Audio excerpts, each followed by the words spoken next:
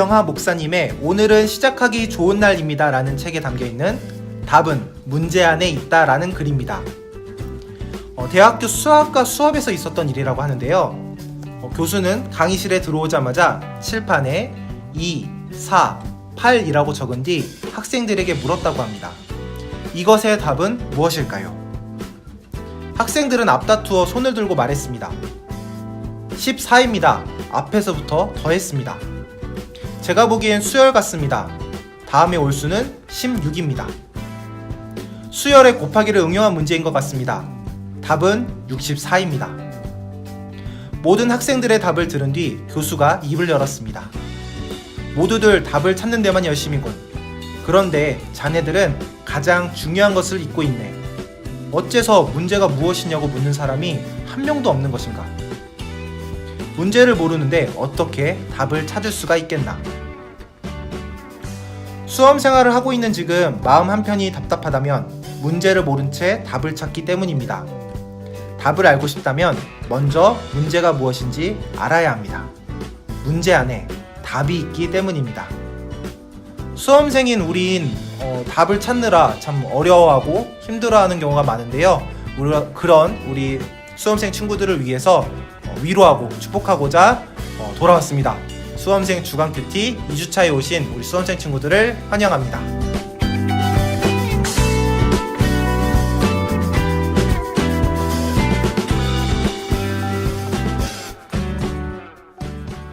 네, 안녕하세요. 반갑습니다. 수험생 주간 큐티의 권호연 목사입니다. 네, 안녕하세요. 마이블루 이신호 전사입니다. 네, 안녕하세요. 마이블루 강예현 선생님입니다. 네, 저희 또 일주일 만에 이렇게 또 만나게 되는데요. 지금 오늘 녹음하는 날짜로 치면은 7월 26일입니다. 날씨가 엄청 덥죠. 네. 날씨가 더운데 두 분 어떻게 지내시고 계세요?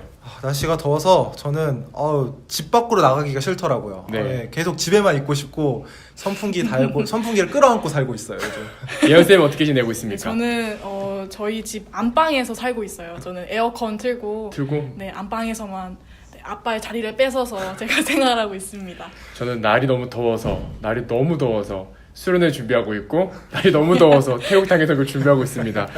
사역하다 보면 끝나겠죠. 그리고 네. 여러분 수험 생활들이 이렇게 끝날 거예요. 우리가 그 마음을 가지고 갔으면 좋겠습니다. 아멘. 오늘 이렇게 좀 이야기를 여러분과 열어나가기 위해서 저희 7월 15일날 제가 설교했던 건데요. 다큐멘터리 플라스틱 차이나 플라스틱의 역습 이 두 가지를 그때 함께 나눴었잖아요.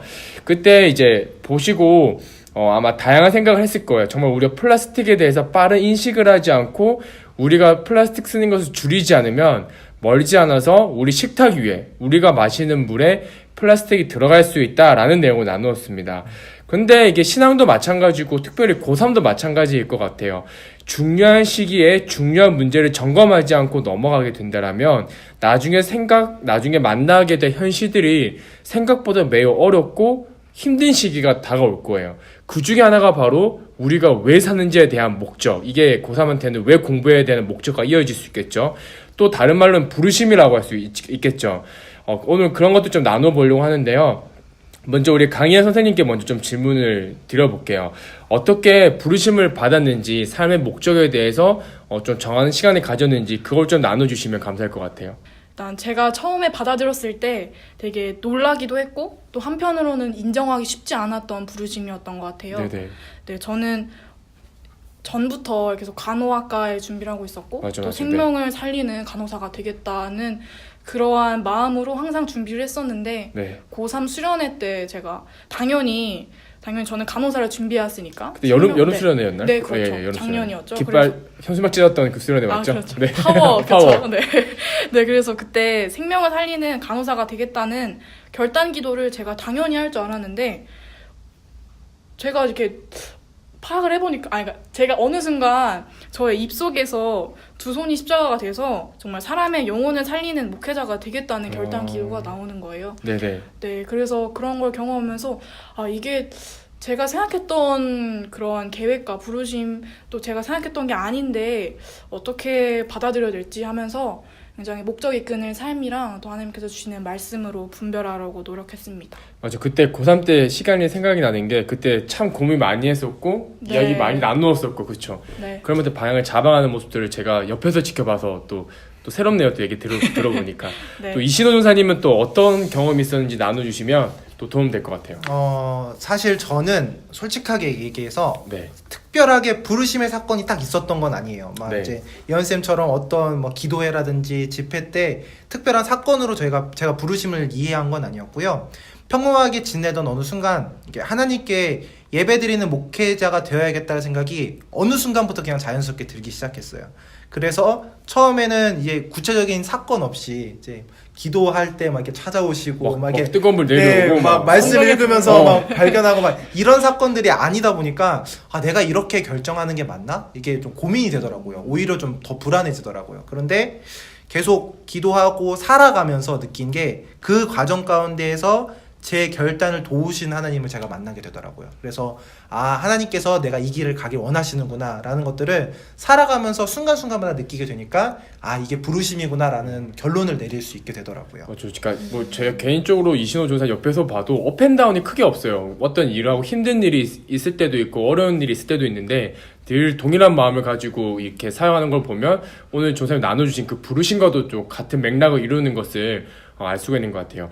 사실은 두 분에서 이야기해 주셨는데 공통점이 하나가 있어요. 뭐냐면요, 부르심의 주체가 내가 아니에요. 그러니까 내가 하고 싶어, 내가 이걸 할 거야가 아니라 확실한 하나님께서 땡겨주시고 이끌어주신 게 있다라는 거죠. 그러니까 이게 무슨 말이냐면요, 제가 엠콜링이나 또는 비전을 위해서 이런 사역들을 하다 보면은 학생들이 이런 것들을 많이 해요. 저 변호사 될래요, 저 의사 될래요. 근데 그게 문제가 있다라는 게 아니라 내가 변호사가 되고 싶고 의사가 되고 싶은데 한국에서는 어떻게 해야 되죠? 성적이 나와야 되는 거예요. 본인 성적은 안 오르는 거예요. 그러면 여기서부터 문제가 생기죠. 하나님은 잘못됐던가 내가 잘못됐던가, 그게 문제가 있는 거잖아요. 생각을 해보게 되면 점점점 그것을 왜 내가 마음먹고 결정하게 됐나라는 생각을 찾아볼 때 이거 하면 하나님 좋아하시겠지라는 마음으로 자기의 소명을 찾거나 부르심을 정하는 경우가 많아요. 그런데 두 분에서도 말씀해 주셨고 성경에서 증거하고 있는 부르심, 우리의 삶의 목적은 철저하게 하나님으로부터, 하나님이 우리를 부르신 것으로부터 시작하는 것을 알 수 있어요. 그 말씀이 에베소서 1장 11절에 있는데 메시지 성경으로 우리 예언 선생님이 한번 읽어주시면 감사할 것 같아요. 네, 성경은 이렇게 말하고 있습니다. 그리스도 안에서 우리는 자신이 누구이며 무엇을 위해 사는지를 알게 되었습니다. 우리가 그리스도에 대해 처음 듣고 소망을 품기 훨씬 전에 하나님께서 우리를 눈여겨보시고 우리로 하여금 영광스러운 삶을 살도록 계획하셨습니다. 아멘. 아멘. 이게 메시지 성경이라서 여러분 가지고 있는 성경과 조금 다를 수 있는데요. 근데 맥은 이게 맞아요. 그래서 여기서 줄여서 세 가지 이렇게 함축할 수가 있어요. 여러분 책에도 나와 있습니다. 첫 번째는요, 우리는 예수 그리스도와 관계에서 우리의 정체성과 목적을 발견할 수 있는 거예요. 그러니까 우리가 다른 데서 발견하는 게 아니라 예수님 안에서, 하나님 안에서 우리의 목적을 발견할 수 있다는 거죠. 두 번째가 우리가 하나님에 대해 생각하기 훨씬 이전보다 하나님은 우리에 대해 생각하셨다라는 거예요. 그러니까 우리가 우리의 미래를 놓고 생각했던 시간보다 하나님께서는 이미 몇천 년 전부터, 몇억 년 전부터 우리에 대한 뜻과 계획을 다 가지고 계셨다라는 거죠. 조금 더 쉽게 이해를 돕기 위해 쉽게 설명하면 우리에 대한 사용 설명서를 이미 제작해 놓으셨다라는 것이죠. 마지막 세 번째입니다. 우리의 삶의 목적은 하나님이 영원을 위해 계획해 놓으신 것보다 큰 목적의 한 부분이다. 그리고 이 책은 그것을 설명하기 위해 있다라고 이야기하는데, 결국 이 책의 목적이 무엇이냐면 하나님께서 우리를 창조하신 그 목적을 알아가는 여행을 한번 가보자라는 맥락에서 전하고 있습니다. 저는 여러분들이 비록 고3 수험생 때문에 이것을 시작하게 됐지만 고3 공부하는 것들을 왜 공부하게 됐는지 첫 번째 시간 때 질문 한번 던져봤지만 조금 더 한 걸음 더 나아가서 인생의 근본적인 질문, 하나님께서 나를 왜 부르셨고 왜 만드셨는지, 아까 답은 말했죠. 하나님의 목적을 위해서 만드셨다는 것, 그것을 깨달을 수 있는 시간이 되었으면 좋겠습니다. 네, 목사님께서 되게 귀한 말씀 나누셨는데요. 오늘 나눈 주제를 가지고 목사님 한번 기도해 주시고 수험생들 위해서 이렇게 축복 기도해 주시면 더 좋을 것 같습니다. 네, 그럼 제가 기도하도록 하겠습니다.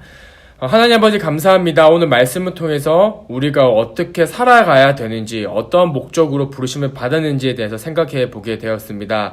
오늘 들었던 말씀을 기억하고 그냥 공부하는 것이 아니라 이런 것들을 생각하며 하나님께 영광 돌려 드리기 위해 즐거운 마음으로 수험 생활을 잘 지낼 수 있도록 축복하여 주시옵소서. 더불어서 무더운 여름을 지나고 있습니다. 걱정하는 것은 이 더운 날씨로 인해서 마음 또한 지치지 않을 수 있도록 주님께서 우리 수험생들 마음 붙들어 주셔서 맡겨진 학업들 끝까지 잘 해결할 수 있도록 주님께서 축복하여 주시옵소서. 다음 만날 날을 기대하며 살아계신 예수님의 이름으로 기도드립니다. 아멘. 네, 오늘도 주간 큐티를 마무리하는데요.